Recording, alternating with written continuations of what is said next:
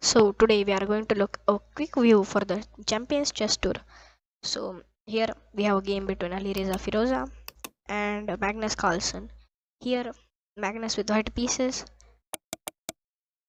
starts off the game with one move d4, d5, and he has played all the way down with the d4 move in all the tournaments with white pieces.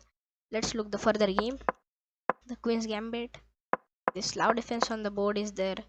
The pyramid system or the triangle system, as you can see, the plan is pretty simple. You can just fence out your bishop, just castle, and the plan is simple.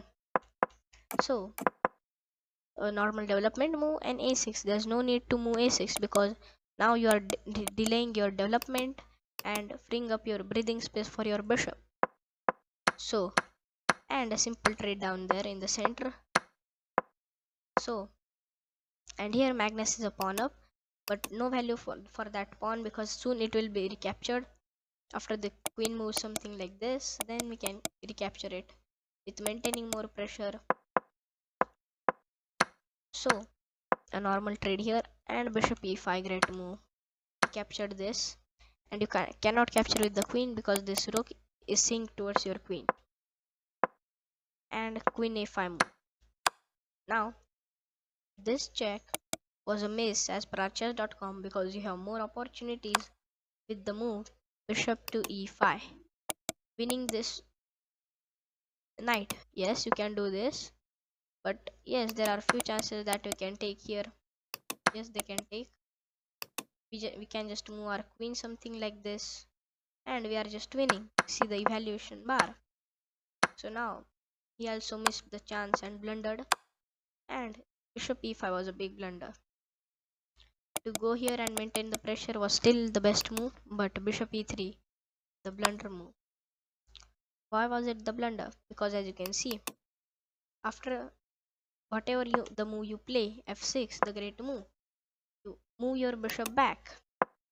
Now because what you're doing is simple trading, because after you take, I can take here and it's a simple trade. But instead of going this check, you are gaining a whole piece like this here by bringing your bishop back and maintaining pressure. But no, none of this happened in the game, and bishop moved back.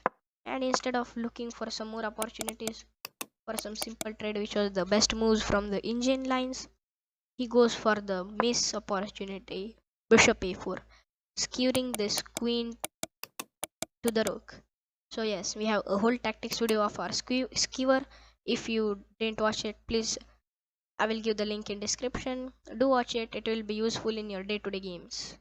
So yes, after queen moves and queen b6 check, a losing error, and after a trade of queens, after which Alireza Firouja drops another pawn, and now the game is equal, and bishop captures a6 is a great mistake because now you can see this bishop is now immovable.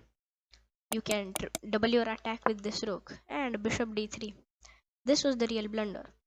Now from this position, he captured the knight. After rook takes, rook goes to b8. And why was this blunder? Because as you can see, this pressure on this bishop can be doubled after this move. After knight takes, rook takes. So after this simple trade, Alireza picks up another pawn of Magnus Carlsen, and bishop takes, threatening some discoveries over there. Let us see if they don't capture this, and they capture this pawn like this. Now we have this rook g7 check. Now if they go to h8, it's a total winning for us because of this check. You have to maintain here, and that's how you win with the extra bishop, a full piece up, being a full piece up. So you have to maintain on this square. So that's how you should try to win, but no happened in the game was this. And after this check, Magnus Carlsen resigned and Alireza Firouja won the game. So this was the first game of our Champions Chess Tours. Let's look the second game. where Magnus Carlsen has won this game.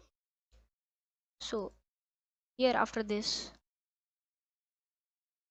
without any suspense, Alireza Firouja with white pieces, they're down. We want the Magnus face, so let's flip the board. So I'm not able to see the reload option, so let it be. So here in the game, this was a 94% accuracy of Magnus Carlsen. Here e4 move by Alireza Firouja. You can see the time controls there. Okay, the Sicilian defense and bishop b5. Not that much sharp line, but yes, we are in the Sicilian defense still. So after this move, queen drops back, and this queen is looking into the center or the half of the board of our white pieces like this, which is the Magnus's law. Attack as much as your pieces of your opponent. And castle. So we have normal developing moves. And now until this move, we are in the mid game. And after this captures, yes, you have this, but also we have this threat. So first you take with the knight, then after you knight you can take, which took with the queen. And yes, you don't take it, letting your opponent get a free developing move. If your opponent takes here, you can just take because you are getting a free open file. But after this you are losing a pawn because after this trade like this, so I won't like that trade. So after this move happened was queen, he captured with the queen with d pawn and knight c3. And after some few moves later, here bishop b6, rook c6, a5, rook h c8, king f2, rook c4, rook d3, bishop c5 check, and bishop capture c3, a great move. And after rook capture c3, rook moved on d2, and you're just attacking. You're marching your army with your all the pieces around. And what is Magnus doing? He's expanding his pawns on the king side. Yes, this half of the board is known as the king side, while this half of the board is known as the queen side. So let us look. Magnus played g3 move, as if you push, it's the lock position. We can just do more locking and interlocking with our pawns. This, so which happened in the game, and this was a mistake. King e5 a mistake, and again the rook d4, the second mistake in a row, which led the whole game of Alireza, not Magnus Carlsen, yet committing the mistake. He won the game. I don't know how.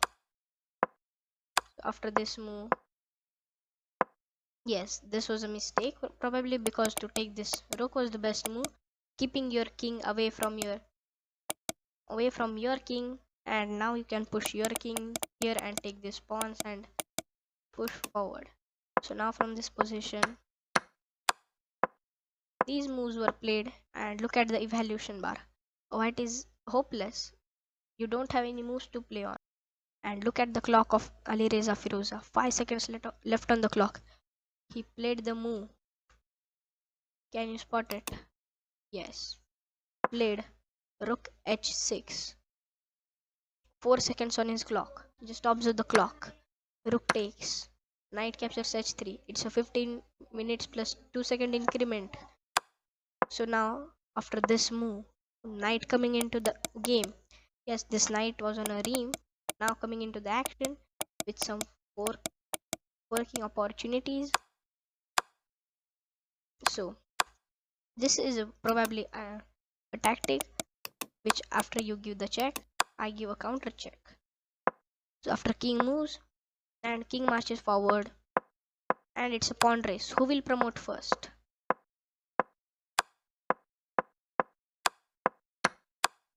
He has took a pawn, and then you have to sacrifice your knight for this, as this pawn now will be queen soon.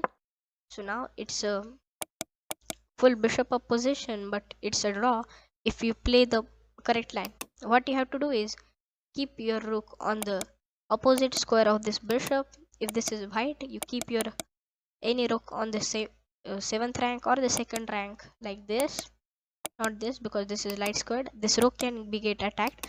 So now what we do is put your king into the 8th rank, so that no rook or anything that will attack you. So this was some common theory there, which was not followed by Magnus Carlsen.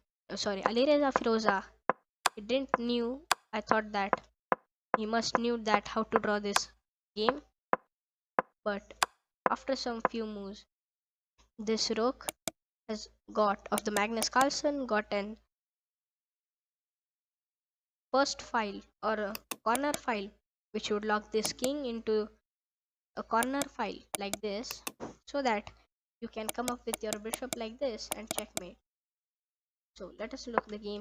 What happened was, now after this move bishop e6, you're not letting your king to escape on any of the squares. All of the squares are covered with our bishop, and now you are just waiting for a killer move that we are going to see. After which king h5 was a losing blunder. Can you spot it? Why? Because yes, it gives an opportunity to play. Both have 4 seconds on the clock. Observe their clocks.